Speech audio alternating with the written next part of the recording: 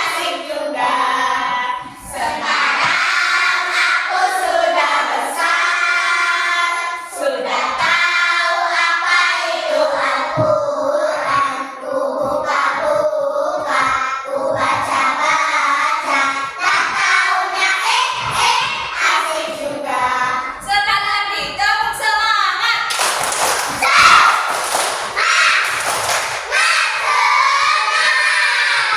Iya, hari ini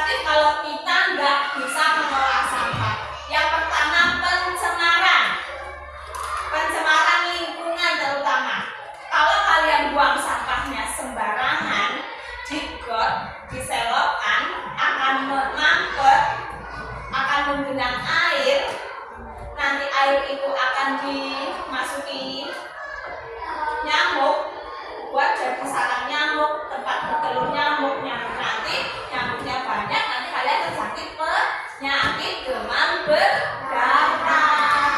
Terus kemudian lingkungan kalian jadi kotor, jadi kumuh, bau. Kalian pernah ke tempat pembuangan sampah nggak? Bau nggak? Bau, jadi pencemaran lingkungan. Kemudian merusak ekosistem. Kalau kalian buang sampahnya ke kali, ke sungai, di situ ada ikan-ikan kecil keracunan dari sampah yang kalian buang di sana, maka akan merusak ekosistem. Kemudian menyebabkan banjir. Sampah yang tidak mudah terurai akan menyumbat saluran air dan akan mengakibatkan banjir. Nah, apa sih manfaat kita membersihkan sampah? Yang pertama, lingkungan yang bersih dan sehat. Yang kedua, meningkatkan kualitas hidup. Yang ketiga, mencegah bencana. Yang keempat, melestarikan alam. Dan yang berikutnya adalah manfaat ekonomi. Nah, di sini ada video, silahkan disimak. Jangan berisik ya. Halo anak-anak, hari ini kita akan belajar tentang sampah. Ada yang tahu dari mana asalnya sampah? Dari makanan, Bu. Bekas-bekasnya akan menjadi sampah. Betul sekali, Nak. Sampah berasal dari kegiatan kita sehari-hari. Bahkan, tapi sampah belajar pun bisa menghasilkan sampah.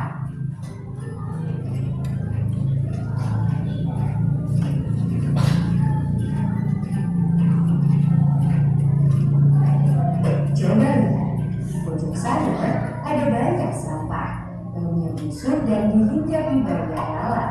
Lalat bisa membawa kuman dan jadi sumber penyakit. Ada yang tahu apa lagi yang bahaya dari sampah? Bisa bikin banjir, Bu. Ya, benar.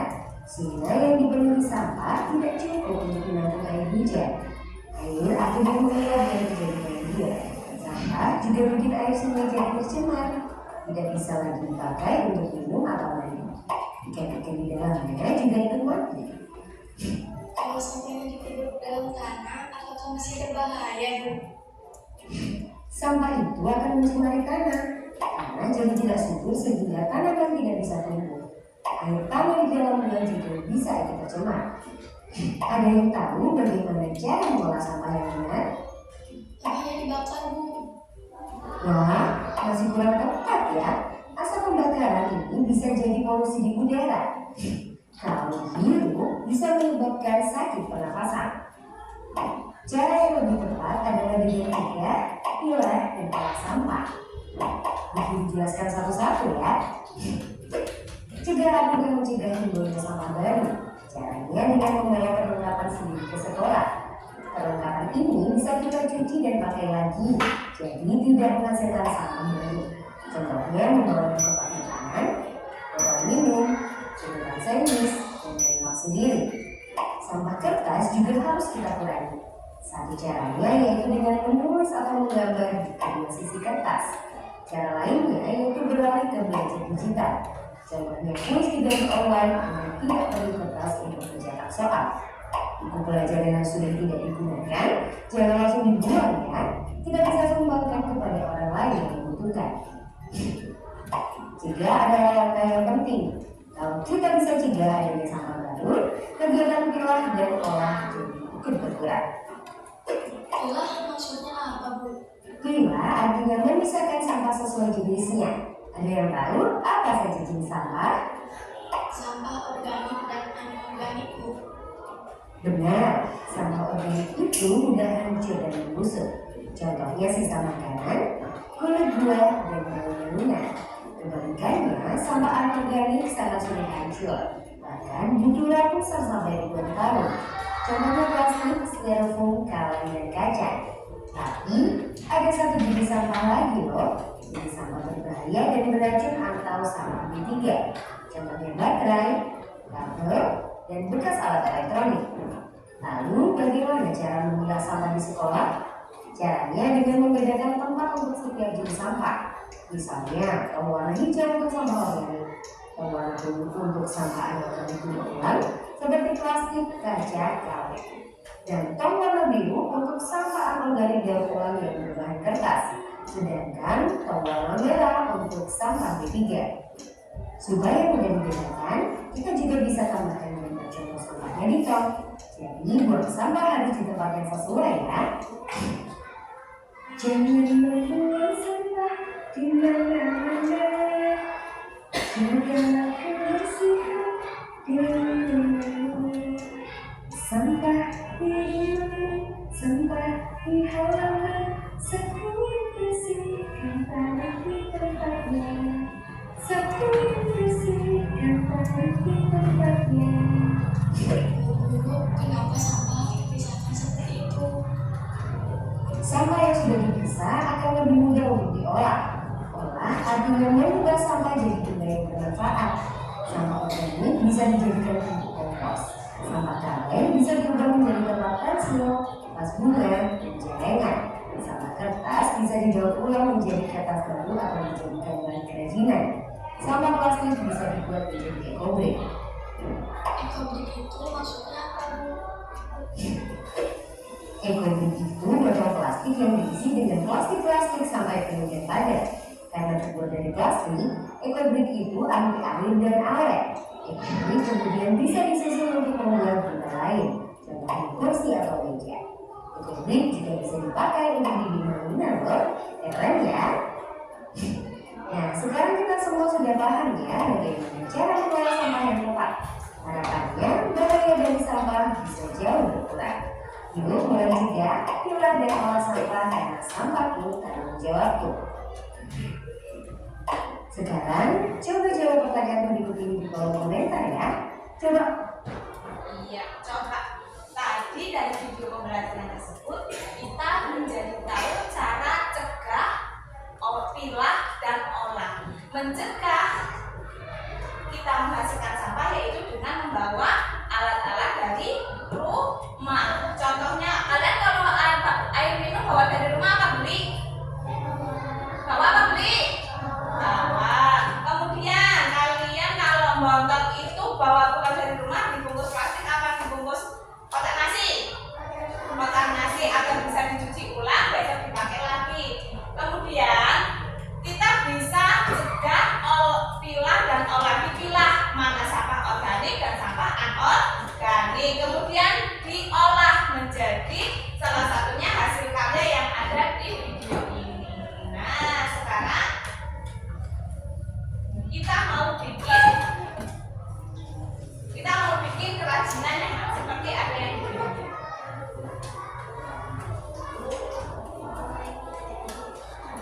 Assalamualaikum, selamat datang kembali dengan Uti Mira. Selamat menonton, terima kasih.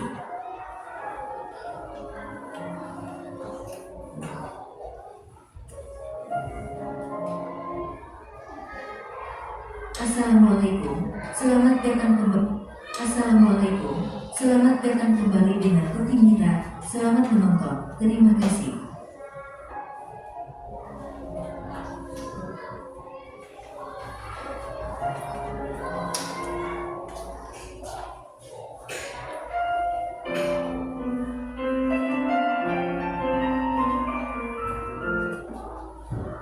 Ini alat dan bahan yang digunakan. Alat dan bahan yang digunakan. Kardus bekas ukuran 24 cm x 35 cm untuk sisinya lebar 1,5 cm dan panjang sesuaikan dengan kardus.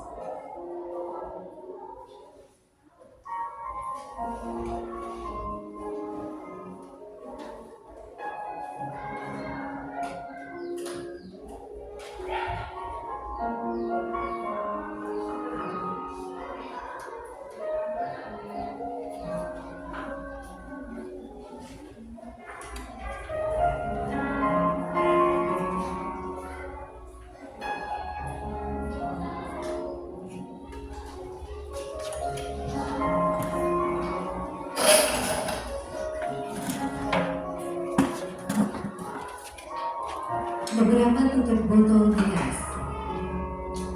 3 buah sedotan bekas, gelas plastik bekas. Potong menjadi 2 bagian gelas plastik bekas, dan hati-hati saat menggunakan gunting.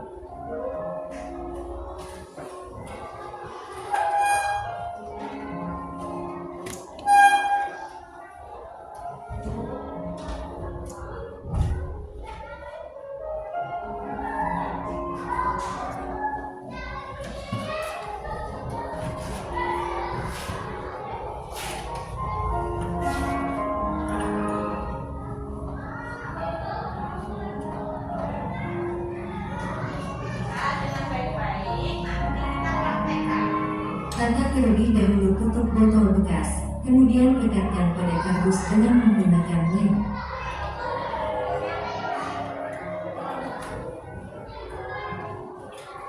Nanti dilem. Kembali ke kamar.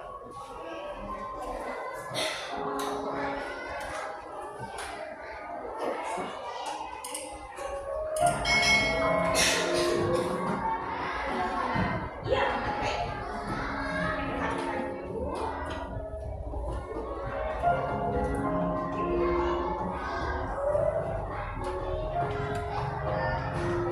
Nanti pakai tangan dulu, nggak apa-apa, nanti pakai tangan ya. Nanti nggak boleh. Oh, pakai ini boleh. Lebih luas, nggak pakai tangan. Oh iya, oh iya, pas pakai tangan.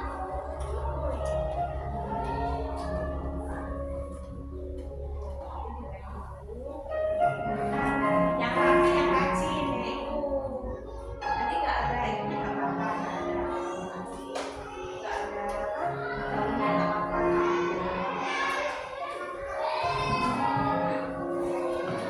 Yang penting tenang.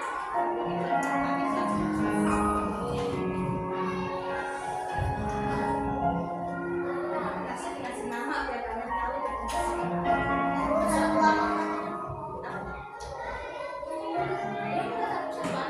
Jika teman-teman suka dengan videonya, silahkan di-subscribe dan aktifkan tombol loncengnya agar tidak ketinggalan video-video selanjutnya. Terima kasih.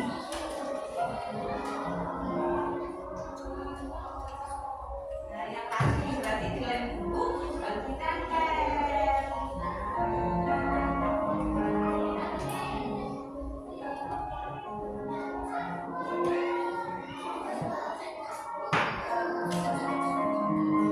Nanti karena bunyinya cuma satu bagian, ya. Nah, sekarang